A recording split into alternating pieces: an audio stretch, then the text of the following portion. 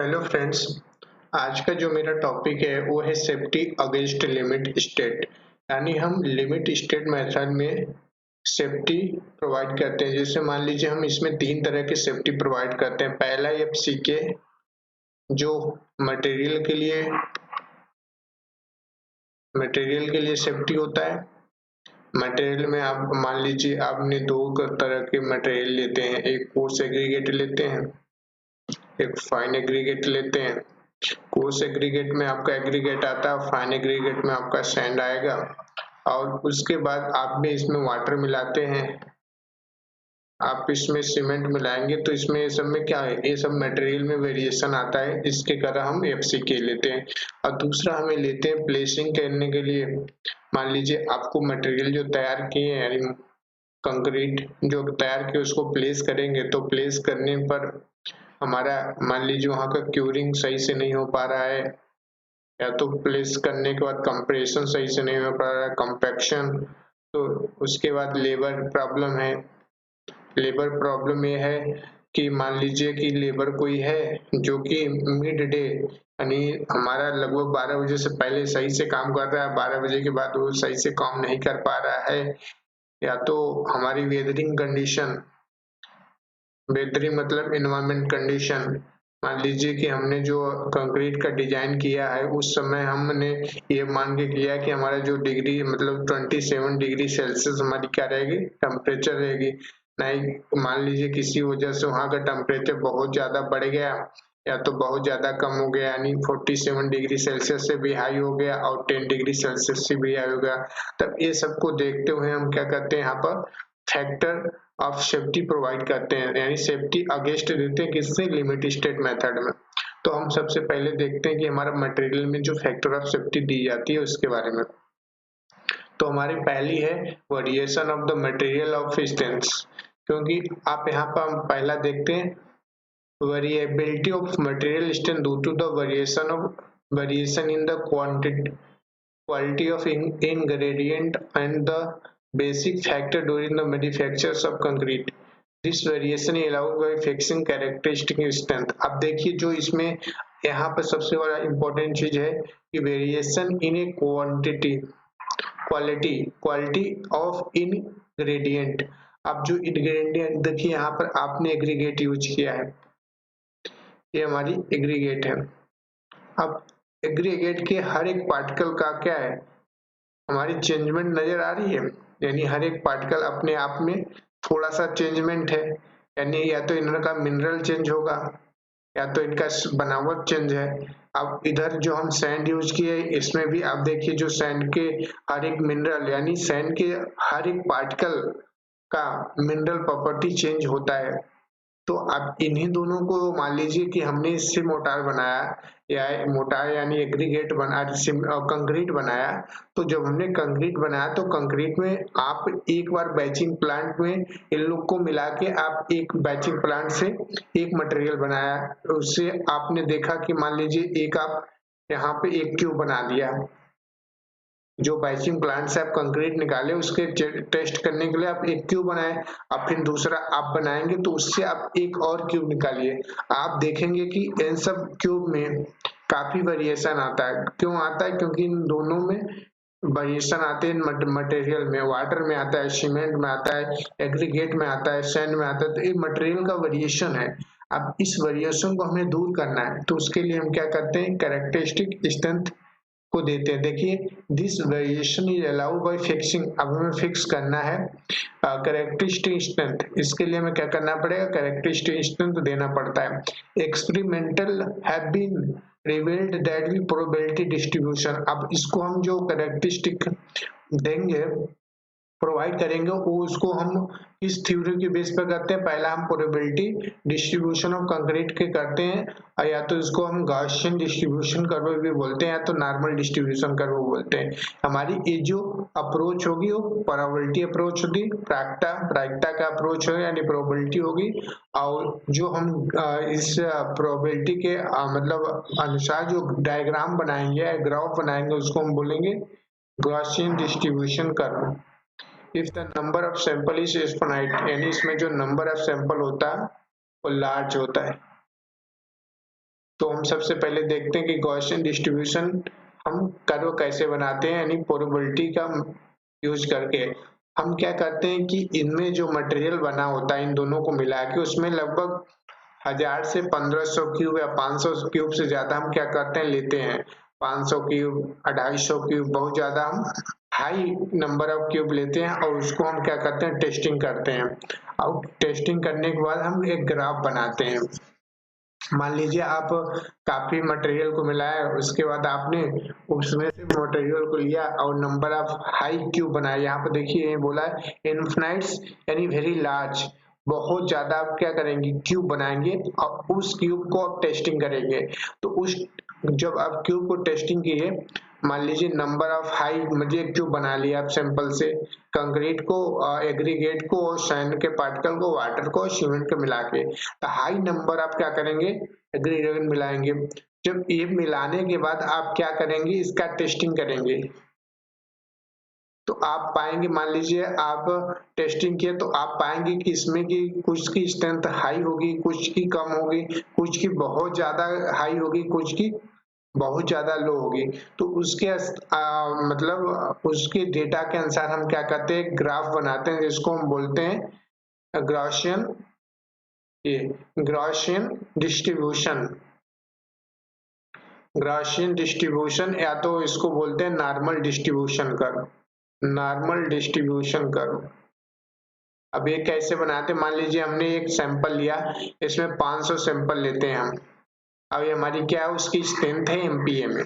तो हम इस पे दो एक्सिस ग्राफ करते हैं, एक हमारी एक्स एक्सिस है, दूसरी यहाँ पर वाई एक्सिस है। तो वाई एक्सिस पर हमने क्या रखा है नंबर ऑफ सैंपल्स रखा है, ये हमारा नंबर ऑफ सैंपल है और ये हमारी स्ट्रेंथ है।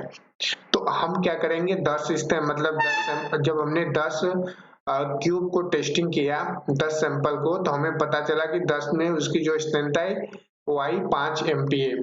तो हमने 10 सैंपल को 5 MPa के ग्राफ जब ड्रा करेंगे तो इसका कोऑर्डिनेट क्या होगा, 10 हमारी क्या सैंपल है यानी वाई एक्सिस पर, एक्स का स्ट्रेंथ यानी 5/10, 5 और 10 का आप ग्राफ ड्रा करिए तो ये हमारा क्या है 5 और 10 का है। 5 क्या है स्ट्रेंथ को बताता है, 10 हमारी क्या है नंबर ऑफ सैंपल। इसी प्रकार 20 और 10 यानी 10 और 20 का हमने ड्रा किया, ये हमारी 10-20 का है। इसी प्रकार हम 40 और इसको मतलब 40 नंबर ऑफ सैंपल है उसकी स्ट्रेंथ 15 है, 80 सैंपलों का 22 है, 200 सैंपल का 30 है, 100 सैंपल का 45 है, 30 सैंपल का 50 है, 15 सैंपल का 60 है और 5 सैंपल का 70 है। इसी प्रकार हमने ये डेटा को मिलाया तो हमारा एक ग्राफ बनेगा। इस ग्राफ को क्या बोलते हैं हम, ये हमारा दो ग्राफ बना फ्रेंड्स, इसी को हम बोलेंगे गॉसियन डिस्ट्रीब्यूशन कर्व या नॉर्मल डिस्ट्रीब्यूशन कर्व। ये हमारे एक प्रायिकता यानी प्रोबेबिलिटी अप्रोच पर है। अब इसमें देखिए काफी जो कर्व हैं, मतलब ज्यादातर जिसके क्यूब के जो स्ट्रेंथ है वो ज्यादातर इसी रेंज में आ जा रहा है, यानी हमारा लगभग यहाँ मान लीजिए 30 से 50 के बीच में क्या है हाई ज्यादातर स्ट्रेंथ की क्यूब आती है। मान लीजिए 30 से 50 के बीच में देखिए आप लगभग कितना ले लेंगे तो आपका आ जाएगा 280 सैंपल और 100 सैंपल, ये सब मिला के लगभग अब 500 सैंपल में से 350 से अधिक सैंपल यानी 380 सैंपल हमारे किसके रेंज में है, हमारा वो 22 से लेके 50 तक के रेंज में है। यदि हम इसको 30 भी ले लें, यानी हम यदि 380 ले तो हमारी क्या 22 से लेके 45 के रेंज में है। ठीक है, ये हमारी इतनी सैंपल लगभग 200 सैंपल की हाइट उतनी है, मतलब स्ट्रेंथ है। अब हमारी जो स्ट्रेंथ होगी उसके अनुसार हम क्या करेंगे एक कर्व ड्रा करेंगे, कर्व को हम इसी को बोलते हैं नॉर्मल डिस्ट्रीब्यूशन कर्व। अब ये जो हमारा नॉर्मल डिस्ट्रीब्यूशन कर्व है इसको हम क्या करेंगे, इसकी ये हमारे ही कैरेक्टरिस्टिक स्ट्रेंथ होती है। आप लगभग 500 क्यूब, 1000 क्यूब, 1500 क्यूब, आप इन क्यूबों को जब मिला के कर्व ड्रा किया, अब वो कर्व से हमें पता चल गया, यानी अब जो मटेरियल में डिफरेंस आया था वो मटेरियल को क्या किया हमने आपस में काफी क्यूब बनाए और क्यूब बनाने के बाद हमने ग्राफ ड्रा किया। ग्राफ ड्रा करने के बाद हमें क्या एक ये जो एफसी के मिला है, इसको इसी को हम बोलते हैं FCK, कैरेक्टरिस्टिक स्ट्रेंथ। अब इसको डिफाइन करने के लिए जो हमारी कैरेक्टरिस्टिक स्ट्रेंथ होती है, इसके अभी हम तो डिफाइन नहीं किए कि कैरेक्टरिस्टिक स्ट्रेंथ क्या होती है, इसके लिए हमें आगे भी पढ़ेंगे। यानी ये कर्व को क्या बोलेंगे हम, नॉर्मल डिस्ट्रीब्यूशन कर्व। अब क्या करेंगे कि ये कर्व, मान लीजिए कि हमारा एक कर्व ज्यादा स्लोपी है, तो अब यानी ये पुअर क्वालिटी का कंट्रोल, यानी पुअर क्वालिटी का मटेरियल होगा। आपका ये है तो मॉडरेट है। यदि आपका ज्यादा फ्लैट्स है तो आपका वो क्या होगा, गुड क्वालिटी का कंट्रोल हो गया। गुड क्वालिटी का क्या होगा, आपका कंक्रीट होगा। मोर द एरिया, इंपॉर्टेंट चीज है मोर द एरिया। फिगर में देखिए, under the Gaussian distribution curve less the quality control. आपकी एरिया बहुत ज्यादा है तो उस पे आपका क्वालिटी कंट्रोल कम होगा। देखिए इसकी एरिया क्या है, बहुत ज्यादा है, this is area, is a poor quality control. और उसके बाद बोला है, अब इसकी एरिया देखिए ये चीज की, तो इसकी एरिया इससे क्या है, कम है, तो ये ज्यादा क्वालिटी कंट्रोल है। यानी less area more quality control. तो quality achieve by preparing a concrete and less the area under the curve more quality control achieved. आपका यदि अंडर द कर्व के अंदर यदि आपका कंट्रोल ज्यादा है, यानी अच्छा रखना है, तो हमें क्या करना पड़ेगा, एरिया कर्व को कम करना पड़ेगा। यानी एरिया कर्व जो हमारा प्राप्त होगा वो कम होगा। इसके लिए आप क्या करेंगे, आप जो क्यूब बनाएंगे वो अच्छा, मतलब मान लीजिए 500 या 1000 क्यूब बनाते हैं, उसमें से लगभग 50% से ज्यादा मोर जो क्यूब होगी उसकी स्ट्रेंथ हाई आना चाहिए कंपेयर टू अदर 50% जो क्यूब होंगे। आगे देखता हूँ, दूसरा है variability on the account of fault and difficulties during the construction. अब देखिए हमने बोला था कि हमने एक मटेरियल पर देना है, तो मटेरियल पर हमने FCK दे दिया। अब हम क्या करेंगे, प्लेसिंग पर देखेंगे तो यही है, variability of the account of fault and difficulties during the construction, the state of stress and account of loading, the speed. देखिए आप लोडिंग कंडीशन क्या है, वहाँ के स्पीड, ड्यूरेशन क्या है, रेपिटेशन ऑफ लोडिंग क्या है, इन्वायरमेंटल कंडीशन क्या है वहाँ का, and strength of the concrete is the structure may be reducing the amount of inadequately compaction and curing. हमने बताया था कि हमारी जो सही तरह के ना कंपैक्शन हो पाता है, ना सही तरह की क्यूरिंग हो पाती है।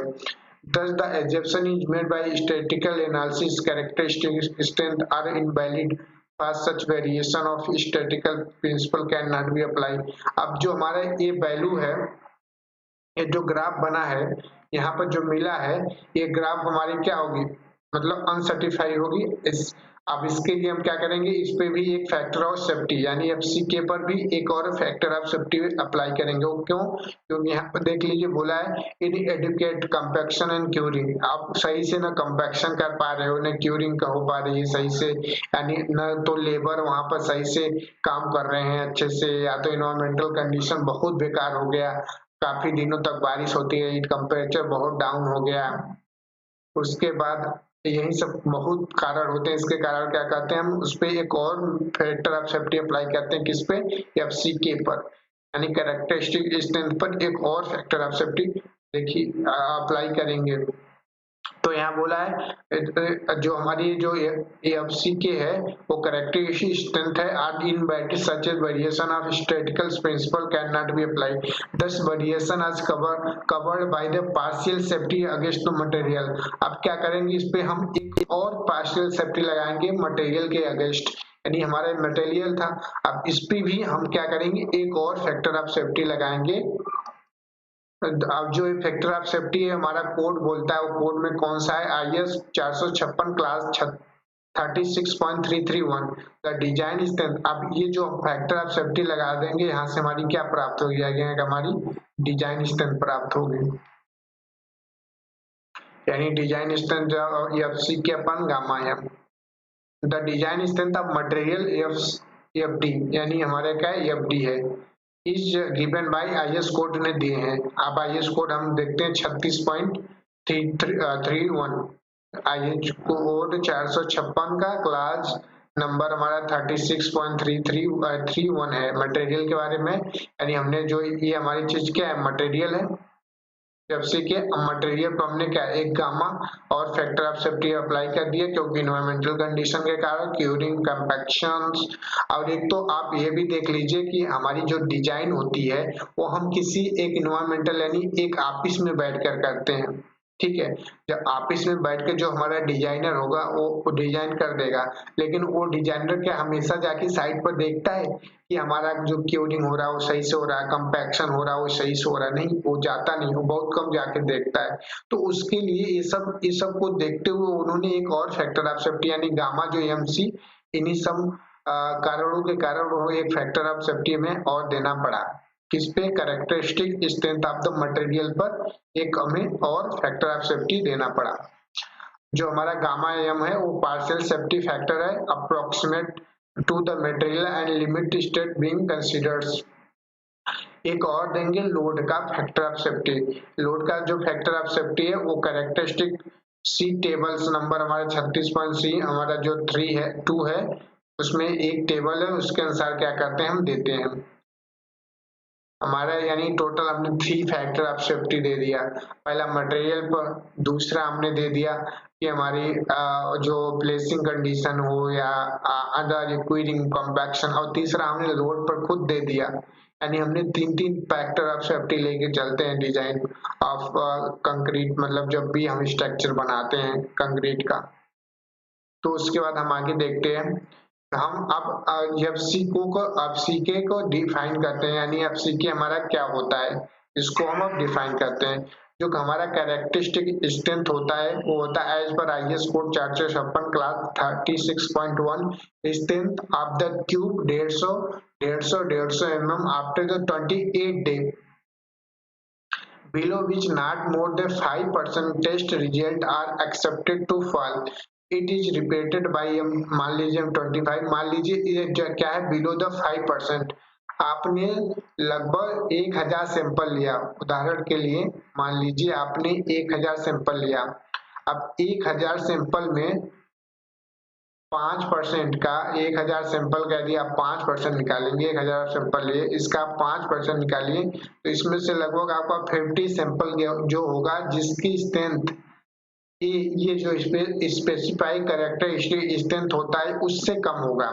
मान लीजिए कि आप स्पेसिफाइड कैरेक्टरिस्टिक स्ट्रेंथ एफसी यानी एफसी को 25 माने हैं, तो इसमें से आप 100 का जो 1000 क्यूब रहेगा उसमें से 50 ऐसे क्यूब होगी जिसकी स्ट्रेंथ 25 से कम होगी, नहीं बाकी सबका स्ट्रेंथ 25 मेगापास्कल से ज्यादा ही होगा।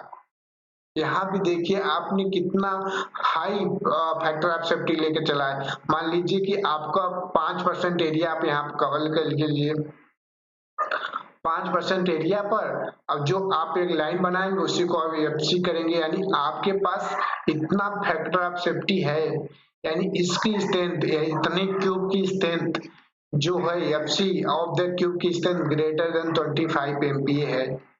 यानी आपने इतना ज्यादा और फैक्टर ऑफ सेफ्टी लिया है, ठीक है, मटेरियल का फैक्टर ऑफ सेफ्टी। यानी आपने क्या किया है कि ये आप क्या करेंगे कि साइड पर मतलब M20 का या M25 का ग्रेड बनाते हैं। आप जब ग्रेड बनाते हैं तो आप M25 पर ही डिफाइन करते हैं उस ग्रेड के जितने भी डिजाइन प्रोसेस होते हैं। लेकिन आपने देखिए कि आपने कितना सेफ्टी ले लिया है पहले से, तो इसीलिए हमारी जो स्ट्रक्चर्स होती हैं वो क्या होती है ना, कोलैप्स बहुत जल्दी कोलैप्स भी नहीं होती, और सर्विसबिलिटी में भी हमारी सेफ्टी मतलब सर्विसबिलिटी में भी अच्छी होती है। अब इसमें हम देखते हैं कि एक क्वेश्चन पूछा था कि वो पूछा था if the take of the compressive strength equal to mean strength, यानी एफसीके की जो वैल्यू है आपकी मीन स्ट्रेंथ के बराबर है। ये हमारी क्या मीन स्ट्रेंथ है, ये हमारी एफसीके है। यदि इन दोनों को हम बराबर कर दें तो हमारी साइडेड एरिया कितनी हो जाएगी, लगभग हमारी साइडेड एरिया 50% ही साइडेड एरिया हो जाएगी। तो यही पूछा था कि हमारी जो साइडेड एरिया होगी वो कितनी परसेंट होगी, यानी 50% होगी।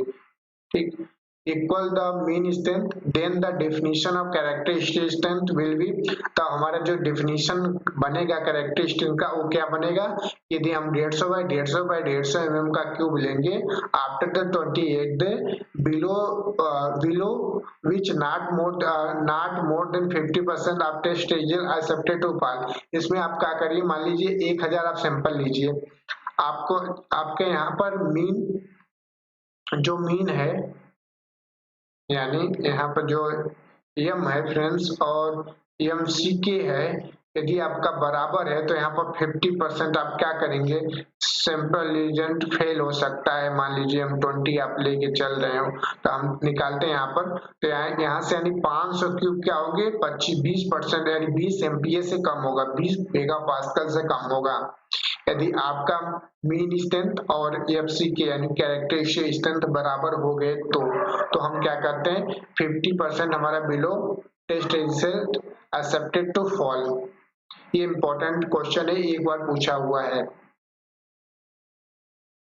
अब हम देखते हैं, मान लीजिए कि हमें कर्व नहीं बनाना है, हम कर्व नहीं बनाएंगे और वहां से हमें गेट ज्ञात करना है, ग्रेड, किस ग्रेड का हम कंक्रीट बनाएंगे, क्योंकि हमें इसमें हम क्या करते थे, हमें यही पता लगाते थे 5% हम एरिया निकालते थे। एरिया निकालने के बाद हम जो कर्व ड्रा करते थे और ये मतलब एक लाइन ड्रा करते थे, वो लाइन को हमने एफसी के बोल दिया था। लेकिन मान लीजिए हमें एक कर्व ही नहीं पता, यानी एक कर्व हम ना बनाए, तो हम क्या करें, तो हम क्या करेंगे, एक फार्मूला यूज करेंगे। सबसे पहले मीन स्ट्रेंथ निकालने के लिए जो फार्मूला यूज होगा आपका, वो some of the strength are all sample number of samples, यानी आप एक टेस्ट करेंगे, आप हर एक टेस्ट में नंबर ऑफ सैंपल का और टेस्टिंग करेंगे, उसका स्ट्रेंथ निकालेंगे, स्ट्रेंथ निकालने के बाद टेबल बनाएंगे। जब टेबल बनाएंगे तो उसमें से यदि आप सभी स्ट्रेंथों मतलब सभी क्यूब का यदि आप मीन निकालना चाहते हैं तो आपको क्या एफएम निकालना पड़ेगा। उसके बाद हम अगला टॉपिक वो देखते हैं, चैप्टर मतलब headings, standard deviation in delta, the quantity of expression by how much the members of the group differ from the mean value of group, the unit of इसको हम क्या बोलते हैं, जो हमारा स्टैंडर्ड डेविएशन होगा वो न्यूटन पर mm स्क्वायर एज पर IS 456 क्लास 9.2.4.1 मिनिमम सैंपल। हमें ये बोल दिया कि हम ये मेथड कभी लगाएंगे जब हमारी सैंपल कम से कम 30 सैंपल हो, यानी 30 से कम है तो हम ये फार्मूला को नहीं लगाएंगे। फ्रेंड्स आप बताइए 30 सैंपल कब बना सकते हैं, जब आपके पास कंक्रीट का जो मतलब वो हो रिक्वायर्ड हो बहुत हाई होने के, तभी हम क्या करेंगे 30 सैंपल बनाएंगे। मान लीजिए आपको मैसिव डैम कंस्ट्रक्शन करना है, तो आप वहां पर क्या करेंगे, कम से कम 30 से ज्यादा ही डैम बनाएंगे, तो हम क्या करेंगे इस फार्मूला का यूज करेंगे। अब मान लीजिए कि आपका जब 30 से कम वो है हमारा सैंपल है, तो आप फार्मूला स्टैंडर्ड डेविएशन का यूज करेंगे, F minus F M mean, यानी एम क्या है, मीन वैल्यू है अपान एम, ठीक है, यानी एफ माइनस एफ एम का होल स्क्वायर अपान एम का अंडर रूट। और यदि आपके सिंपल 30 है या 30 से ज्यादा है, इक्वल 30 है या मोर देन 30 है, तो हम क्या करेंगे एफ माइनस एफ एम का whole square M minus N use करेंगे, एम माइनस 1। आप यदि मान लीजिए आईएस कोड ने बोला कि आपके पास सफिशिएंट टेस्ट रिजल्ट नहीं है, यानी सैंपल नहीं है, आप स्टैंडर्ड डेविएशन चाहते हैं, तो आप कोड के इस टेबल को फॉलो कर सकते हैं, टेबल 8 आईएस कोड 456। इन्होंने बोला कि M10 से M50 तक ग्रेड के लिए जो हमारी स्टैंडर्ड डेविएशन होगी वो 3.5 होगी, फिर उसके बाद M20 से 25 के लिए 4 होगी, M30 से M50 के लिए हमारा 5 होगा। ये हमारी स्टैंडर्ड डेविएशन है जब आप ये टेस्ट रिजल्ट यानी लगभग 30 सैंपल नहीं बना पा रहे हैं तब। अब हम आगे चलते हैं, हम ये जो हमारी प्रोसेस, इस प्रोसेस से हमें FCK का मान निकालेंगे। कैसे निकालते हैं, मान लीजिए एक हमारा को प्रॉब्लम है, क्वेश्चन है, the compressive strength observe by 30 sample, यानी 30 से कम होता तो हम ये फार्मूला नहीं लगाते, लेकिन 30 या 30 से ज्यादा है तो हम वो फार्मूला लगाएंगे। Cube test specimen made by the batch. अब A1 2 3 4 5 10 तक यहाँ पर है फ्रेंड्स, 20 30 हमारा सैंपल्स है।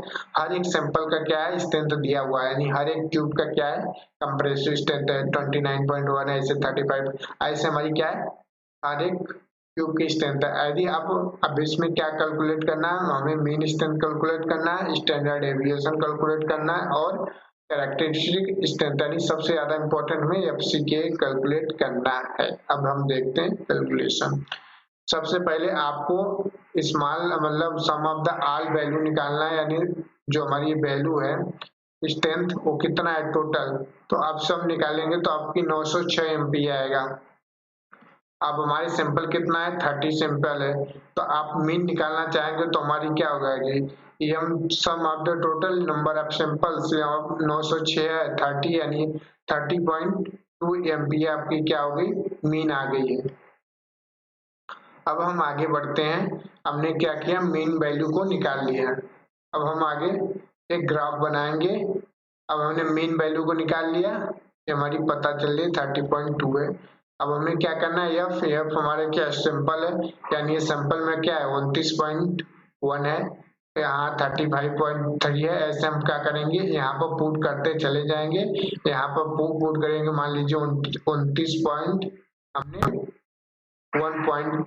29.1 पुट किया माइनस 30.2, अब घटाएंगे तो इतना आएगा। ऐसे आप क्या करेंगे, 300 सैंपल का क्या निकाल लेंगे, एफ माइनस एफ एम।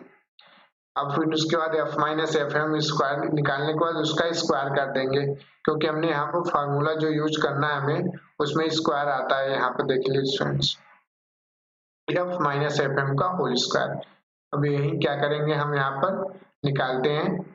अब उसके बाद अब इसी 20 सैंपल का इधर निकालेंगे 30। अब हर एक सैंपल का एफ माइनस एफ एम का होल स्क्वायर हम का समेशन कर लेंगे तो हमें 288.42 मिलेगा।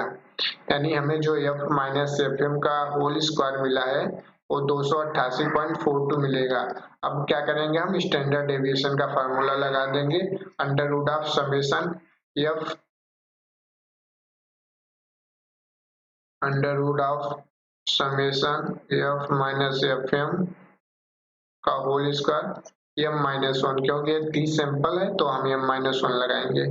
अब क्या करेंगे, हम यहाँ पर जब वैल्यू पुट करेंगे स्टैंडर्ड डेविएशन में हमें समेशन मिल गया, कितना मिला है फ्रेंड्स, 288.42 288.42 ये हमारे अंडर रूट में है। और एम माइनस वन यानी 30 माइनस वन यानी आपका कितना आ जाएगा 29, और ऊपर क्या बनेगा 288.42।